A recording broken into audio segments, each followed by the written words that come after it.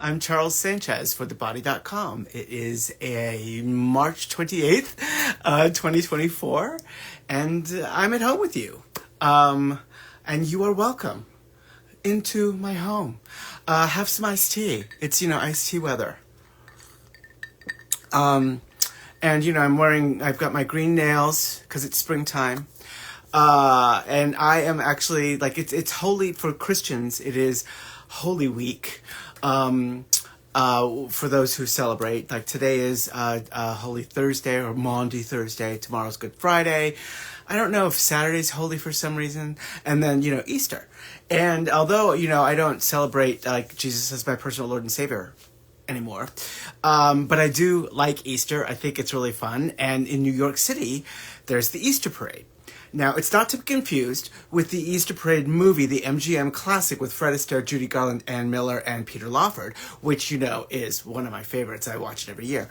But the Easter Parade that happens in New York City, it's outrageous. People make these bonnets that are like huge and elaborate and crazy. Like one year I saw a guy who had a huge Easter bonnet, made all of those marshmallow peeps, and a matching gown made all of marshmallow peeps. And then I saw one year a woman that had like a teapot. She made this elaborate teapot, and her friend was a teacup, and so they'd walk around like pouring. It was unbelievable. You can go on YouTube and look up videos for New York City Easter Parade, and it's absolutely fun. And drag queens, it's like their Halloween too. People go out, it's outrageous. So I've got a bonnet this year, but it's not really elaborate. It's just little. But I wanted to at least be something, be festive, show up, be floral. So this is going to be me on Sunday. Anyways, I hope you are at least getting chocolate out of the deal. There's probably going to be some really good candy sales on Monday. So if you don't celebrate Easter and you're probably not getting a chocolate bunny, you can probably get it half off on Monday. Anyways, that's all my stupid thing. Now I want to talk to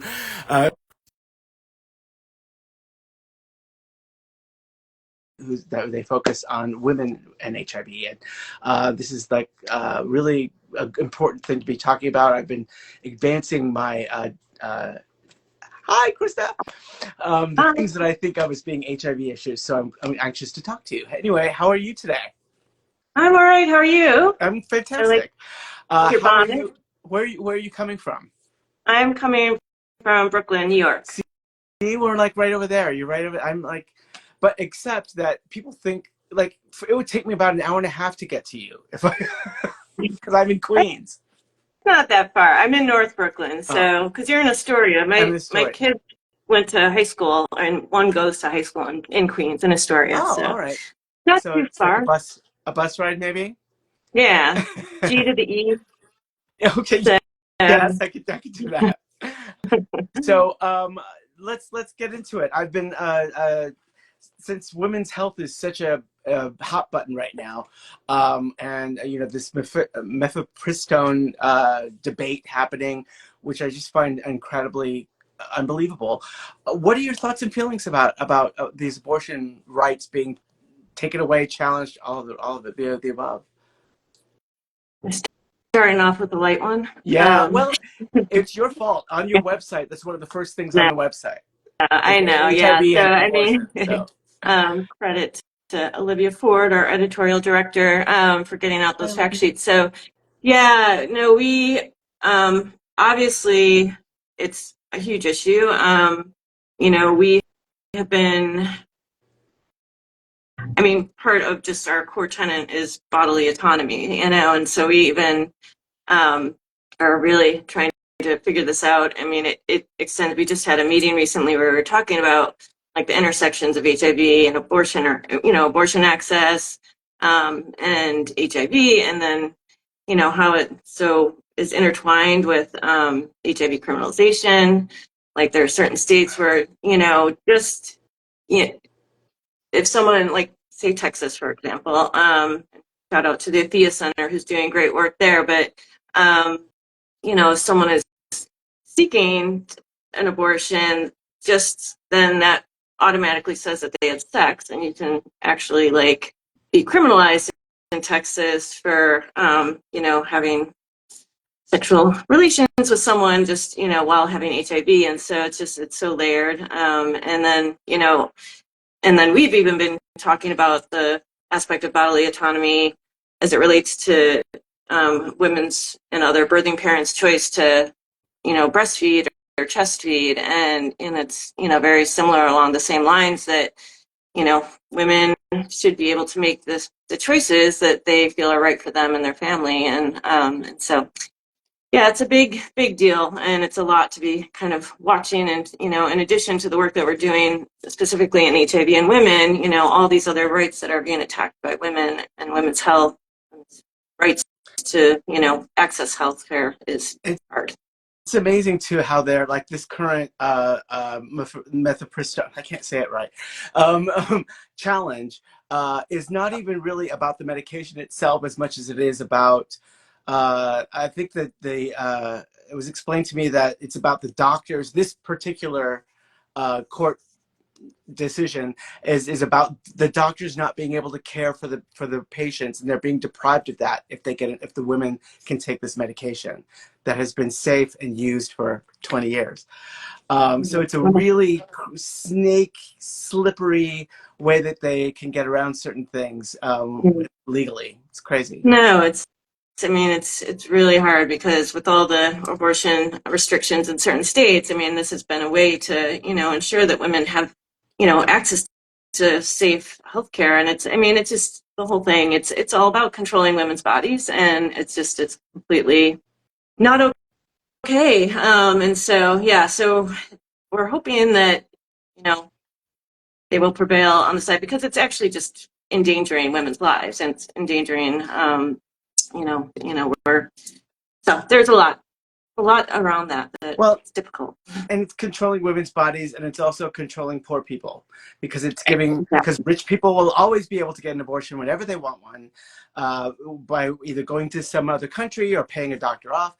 But when you're poor and you have less choices anyways, they're taking away more choices. And that really burns my... No, it's... Yes. And it's the people with the more obstacles to access. In this meeting that we did, we were kind of looking at a lot of recent legislation. We started out with like HIV criminalization, and we were talking about policy, and it's kind of like the same states that, like, if you layer the maps that, have the most, don't have access to, or don't have Medicaid expansion, so have, these less access to healthcare, and this is mostly along the U.S. South. The rates of, new diagnoses, and especially for Black women, are also in these same states. And, and then it's like the most difficult or harsh HIV criminalization laws, the same laws that are restricting access to abortion, the same laws that have the most harsh anti-LGBTQ, laws. And so it's all kind of just super layered, and it's penalizing people that have, that Black and brown people. Well, that was a big thing to start with. I apologize. So let's kind of start. Let's go back a little bit. And so the Well Project has been in existence for what, over 20 years? Yes. Yeah, 22 years. So what need did the women have to, like, we need to start this? We need to start this Well Project. Like, how did it start? So I was not part of the origins of the Well Project, but I began working almost 30 years ago, and kind of incidentally, it's a long story, but it's where I met the founder, Dawn Averett, of the Well Project. And Dawn was diagnosed at the age of 19 in 1988, and after being told that she had 6 months to live, and went beyond that, she started realizing, she kind of walked into a CBO in Atlanta and said she wanted to get involved. And, at that time it was a bunch of gay men, and they were like, they just handed her a bunch of books and were like, dig into the treatment. And so she did, and she started realizing really quickly that, women were not engaged in like research. The medications were not like really tested. They weren't engaged in clinical trials. They weren't part of research, protocols. And so that just kind of led her down this path to really start getting involved and advocating for more research for women, living with HIV, more, better clinical trial design so that women would be able to engage in it. One of the big things for her too was like, would she ever be able to have children? So she was, very much pushing kind of like research around pregnancy and HIV. And so all these things kind of led up to her becoming one of, a handful. As we know, there are a lot of like people living with HIV that like are treatment activists and kind of work with, industry or government to kind of advance the research agenda from a community perspective. But she was one of a small handful of women that was doing this. And so because of that, she became like, asked to be in so many different places all the time, like both in the US and globally. And so she had this idea of like, creating this thing, like the well is actually coming, people coming to the well and then going back without the information or with the information. So to create this resource, an online resource that, had all this information that, people could access and then, disseminate out. And so the origins of the Well Project were, in 2002, it launched as this pretty, kind of new at the time, like online resource that housed probably at the time like 100 plus fact sheets on all different issues related to women and HIV, and that was kind of the beginning of it. Right, and like you said about specific research being done for women, that's a challenge that women across the board have had. Like to just, can you treat us like we're different than men, please? That'd be good. And that's the fight that you guys still have. I didn't even call you guys. Anyways, I hope you forgive me I'm for that. guilty of that too. I have to get Yeah, that. there's a lot of words that I'm trying to ease out of my vocabulary. That's one of them. But I just find that so fascinating that you're still having to have these fights. What are you guys working on right now at the Well Project? What aren't we working on? I mean, we are a small and mighty team that, so our 5 buckets that, so the fact sheets and the like information education part was the basis, but since then we've expanded. And so a second program that launched by Dawn and others was the Women's Research Initiative on HIV and AIDS, and that was started in 2003. And that was to really kind of bring together a multidisciplinary group of people to focus on how to advance the research agenda for women.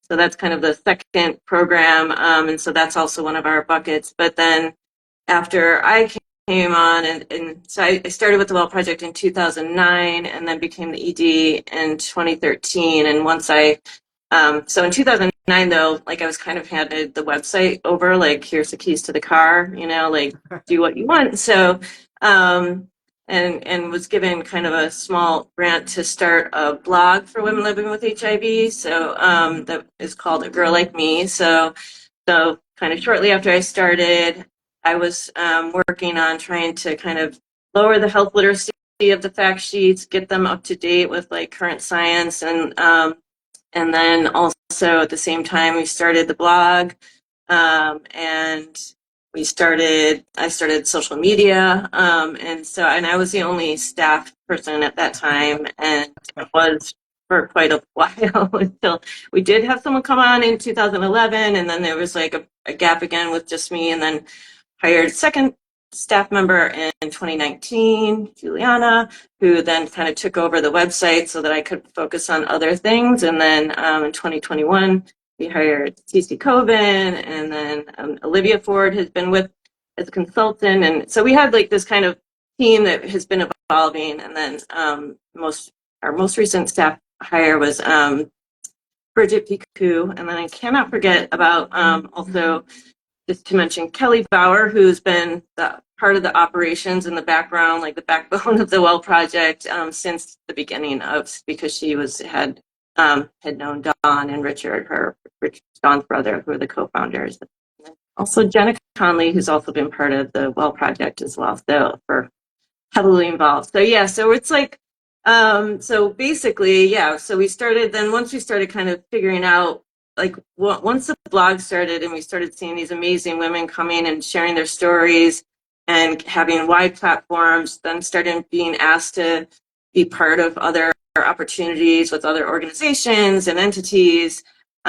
We started thinking like, how can we provide, capacity building and leadership development to, so one thing I started right after I became ED was the Community Advisory Board, which has been instrumental to like a group of women from all over the US and outside the US, to really kind of be part of the, development of our programming, ideas that we bring to funders to get grants for. And so, and they're also the people that, when we're asked if we know someone who might be interested in participating on a panel or speaking at a conference, like we go to our CAB first to, provide those opportunities and really advocate both internally but externally for like meaningful compensation for their sharing their expertise. So that's been something that has been, kind of a tenet since the beginning. And then we're also so it's education, information, community support, leadership development, and then like collaborative engagement. We really like to partner with other organizations to make sure that we're not overlapping and we're lifting each other up. And then the women's research part. So those are our 5 buckets. I imagine that the blog is. I just find that really important, and that women are telling their own stories. And when we talk about women, we're talking about anyone who identifies as a woman. Yeah. So it's not just whatever. I'm gonna let that stop. Yeah. Women across the gender spectrum. Thank you. There you go. I knew you'd have a better way of putting it than I. But I think when I've been talking to other women and women in our community, in the HIV community, that feeling of being alone is one of the first things after the fear of being diagnosed. It's that I don't have anyone to talk to. I don't know anybody. So I think the blog, I imagine, is really, really important. Yeah, it's huge. I mean, it really started to. It was very organic too. There's no. I mean, I think when we first started, we kind of tried to say like, oh, try and blog once a month, and now it's like it's just if people are interested, they're volunteering their time. That part is not compensated because when we started, we just really couldn't, and so we're just sticking with the original model. But it's really just anyone that wants to share, they can do it anonymously or they can do it publicly. So it's helps people just especially for people that may be anonymous, just interact with other people and share their experiences and feel part of a community, even if they're not publicly disclosing their status. And that has led to like evolution of really seeing people become advocates, and whether public or not. And so, and it's created this, because it's virtual and because it's global, it's created this kind of like global sisterhood of women that are able to kind of share experiences and relate to each other where they may not otherwise have been able to do so if they were like geographically in one place, because sometimes it's harder to step into certain places. But so it's pretty amazing to watch. And I mean, we continue to, just through word of mouth, through our community advisory board, through our team, see how more and more people become part of that sisterhood. And someone might blog actively for years and then step off and then come back 5 years later and they're ready. And for what we hear is it helps the readers who may be out there feeling alone to see their stories, but it also is kind of therapeutic for the women who are blogging, is what they tell us. And also like that leadership development part, like 2 of our staff, Cece and Bridget, started out as bloggers, found the Well Project, started out as bloggers, and then became community advisory board members, and then now are on staff. And we would love to, we hadn't had the capacity to do that for many years, and still are pretty small. But even it's because of the Well Project being, a kind of nationally recognized organization, people will come to us and we're able to even like recommend people to get job opportunities elsewhere if we can't do that. So when you mentioned that it was a global, is that something that was it? Is that something did you reach out to other organizations or other countries, or was that something that just sort of happened naturally that people found you?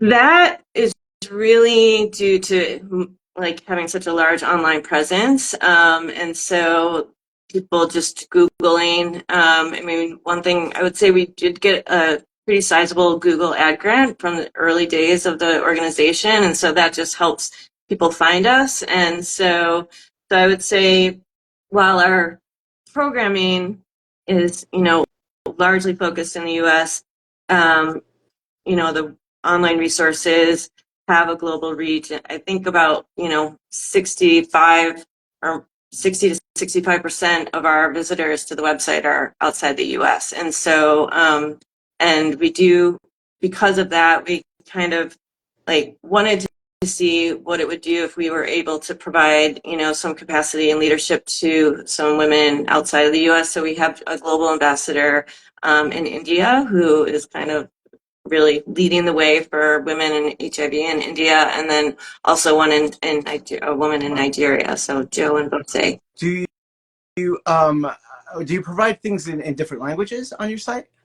So we do have a lot of resources in Spanish, and that took us a while to build back up because it started out that way. But then when we were kind of redesigning the website, it was hard to get all the updates we were doing to English also done in Spanish and updated. So, but now we have some dedicated funding and resources for that. We've tried, we have a couple fact sheets in Hindi, and we want to do more there, but we just need to kind of build up capacity and funding for that, Right. because India is kind of one of our second most, but we get requests for French and a lot of, I mean, we'd love to do every language if we could, but Well, and just in this country, I think to find things that are in English and in Spanish is a challenge when it comes to I don't know about other health disparities, but HIV specifically, I know is because I have friends who are actively trying to get everything translated into Spanish all the time.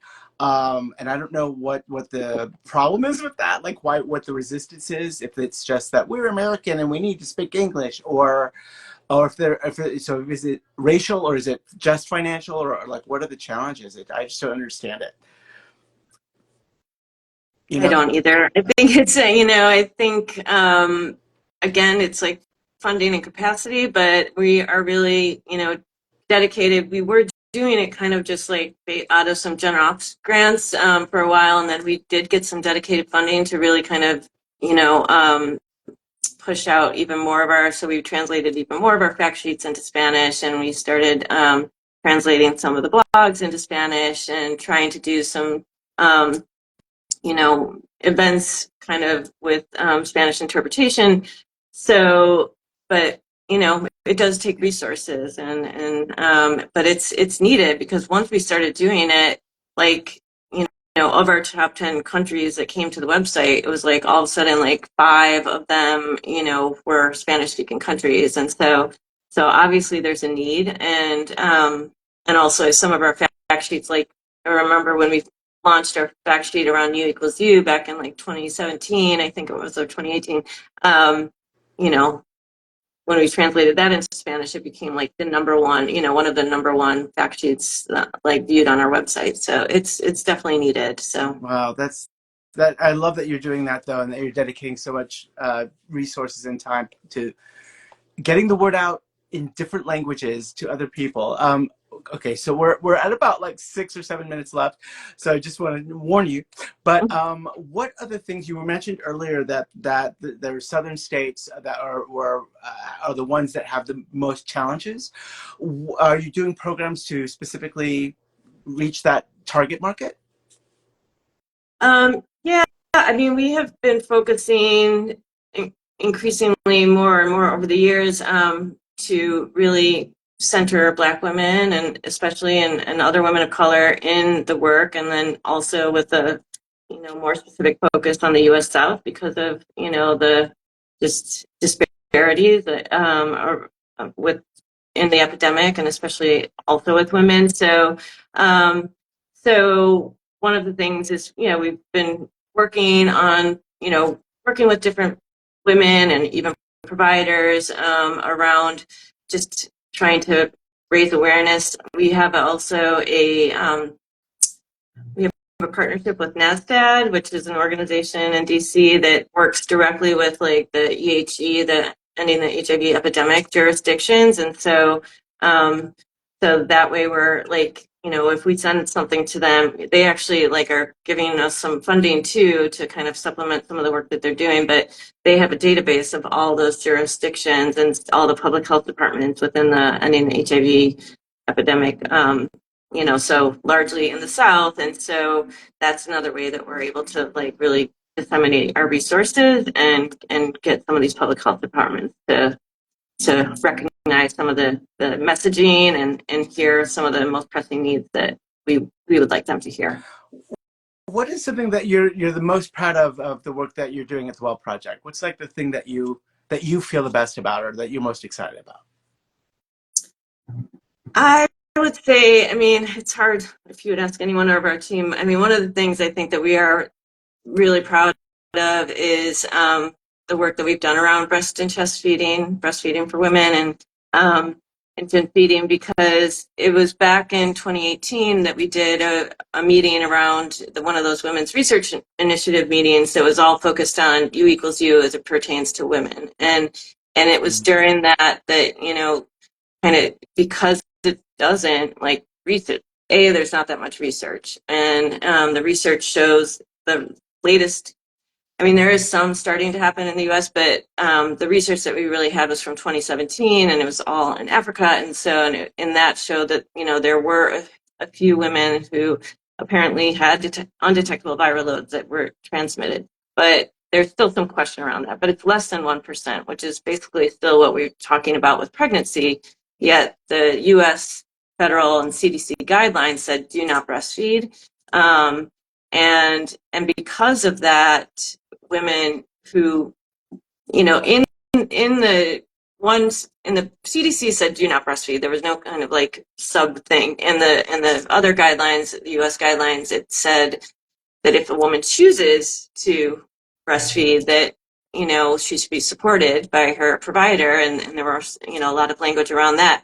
But people didn't see that, or a lot of people didn't see that. And so if a woman even decided to make that decision, oftentimes they would be threatened with child protective services. And so we saw, and then also we were seeing, because the WHO, the international guidelines often, I mean, said something completely different. They recommended breastfeeding. So there's just all this confusion. People were saying, oh yeah, U equals U does apply to breastfeeding. Other people were saying no, you know, because we don't want someone to get CPS called. And so we dove in on really trying to just, you know, get out accurate information and then do advocacy. And then, you know, again, I'll shout out to Cece. When Cece came on staff, she then later had got pregnant, and she had been part of some of this education and advocacy that we've been doing. And because she had all this information and access to some of the like experts in the field, she decided, you know, to do it, to breastfeed her baby, who's now 2.5, I think. And she, you know, very, very like did it publicly and shared her story in a lot of different places, which actually changed a lot of people's perceptions and made people think. And, you know, all the different experiences that she as a Black woman going through this process, and how, you know, that may be different for a white woman who also is doing that. And, you know, we have some anecdotal evidence of that. So it's like, so that led to us being able to work with a bunch of people to actually get the guidelines updated. So now it no longer says, you know, CDC doesn't say it, but all the guidelines in the US now say if a woman chooses, it should be a shared decision-making process between her and her provider. And there's a call out, like, under no circumstances should CPS be involved, and all this. So we're very excited about that. So the CDC still hasn't updated their website? No, they did. Oh, They also, they've been partners on this whole thing and allies. So they take a long time to say yes to anything. Like it took them a long time to put U equals U on their website and to sign off on that. Yeah, so but we do have allies. So as soon as the other guidelines were updated, they just pretty immediately changed all of their web pages to say like these are the guidelines that we're supporting, and they recently put out call for like a proposal for around breastfeeding and HIV and research in the U.S. So that's a huge thing too. Fantastic. So we're at the end. Is there anything that you want to make sure and say, or make sure people know about, or just something coming up that you want to promote? Well, I guess I would say for people to just follow us on social media, or go to our website and sign up for our newsletters, because that's where you're going to get the most up-to-date information of all upcoming, programs or events or new fact sheets. And yeah, I think I'm trying to think if there's anything specific, but yeah, If they want to make a donation, can they make a donation on the website? Sure, yeah. So on the top right of the website, there's a donate button, and you'll see all the access. We have like over 100 and I think 50 fact sheets in English and like 70 in Spanish. We have blogs. If you want to join the blog, there's information there. And if people want to get involved, just contact us. So yeah, I'm at kmartel@thewellproject.org. Fantastic. Oh, thank you so much for taking the time. I mean, I've been saying this for probably all years. Like, women's health is an HIV issue. Abortion is an HIV issue. Immigration is an HIV issue. So I'm really glad to talk to you and find out some things that I didn't know about U equals U and things like that. So thank you for taking the time. Thank you big hugs to you. so much I appreciate you interviewing me. This is not normally my jam. I'm not the one in front of the camera, so I was been stressed. My staff laughs at me. I was like, does anyone have an emergency that I could cancel? How dare you? How dare you? No, it was wonderful. So I appreciate you. Thank you so much. And to my audience, next week, we're celebrating the 5th anniversary of At Home. So send me chocolates, send me flowers, send me gifts.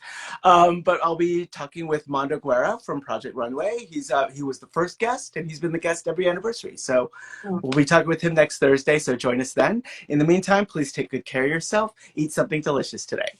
Take care. Awesome. All right. Thank you. Bye.